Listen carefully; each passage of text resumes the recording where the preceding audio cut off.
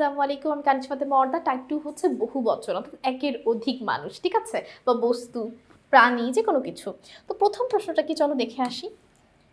মানি লোকের বেলায় বহু বচনে কি লগ্নক ব্যবহার করা হয়, অর্থাৎ সম্মান দেওয়ার ক্ষেত্রে আমরা কি ধরনের বচন ব্যবহার করি? মালা, রাজি, সব এগুলো তো সম্মান দিতে ব্যবহার করা হয় না, ব্যবহার করা হয় বৃন্দ। নিচের কোন বাক্যে বহু বচন ব্যবহার না হয়েও বহু বচন বোঝাচ্ছে? অর্থাৎ একটু আগে যেমন একটা প্রশ্ন আমরা দেখেছিলাম এক বচনে,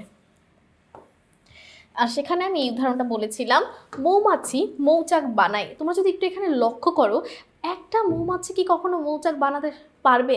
কখনোই পারবে না। অর্থাৎ এখানে দেখতে এটা এক বচন মৌমাছি মনে হলেও এটা আসলে কিন্তু বহু বচন, একের অধিক মৌমাছিকে বোঝানো হচ্ছে। এইটাই হচ্ছে আমাদের সঠিক উত্তর। এটা অনেকবার বলে আসা একটা প্রশ্ন। পর্বত শব্দকে বহুবচন করতে কোন লগ্নটি ব্যবহার করা হয়? পর্বতমালা, এটা প্রায় মুখস্থ করে ফেলো, ঠিক আছে? পর্বতের সাথে অন্য কোনো কিছু দিলে কিন্তু ভুল হয়ে যাবে। পর্বতমালা। যে শব্দ দ্বারা কোনো প্রাণী, বস্তু বা ব্যক্তির একের অধিক অর্থাৎ বহু সংখ্যার ধারণা হয় তাকে কি বলে? তাকে অবশ্যই বহুবচন বলে, একের অধিক যেহেতু বলেই দিয়েছে। নিচের কোন লগ্নক যুক্ত হলে বহুবচন হয়? আ, এলো, এরা, রস্বই। অবশ্যই এরা, শিক্ষকেরা, একটু আগে আমরা দেখে এসেছি। রচনা শব্দটির বহুবচন কি? রচনা বৃন্দ, এটা কি কখনোই সম্ভব বলো? রচনা রাজি, রচনা বলি, রচনা সকল, বুঝাই যাচ্ছে রচনা বলি। আমরা বাঙালি, টুকিটাকি একটু বাংলা তো সবারই জানা থাকার কথা।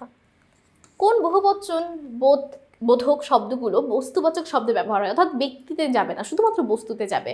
আবলি, সমূহ, মালা, এগুলো কখনোই ব্যক্তির সাথে আমরা যুক্ত করতে পারবো না। পর্বত শব্দের বহুবচন কি? অবশ্যই পর্বতমালা। কোনটি মানিপক্ষের বহুবচনে ব্যবহার হয়? বর্গ, কু, রাজি, সকল। উত্তর হচ্ছে বর্গ।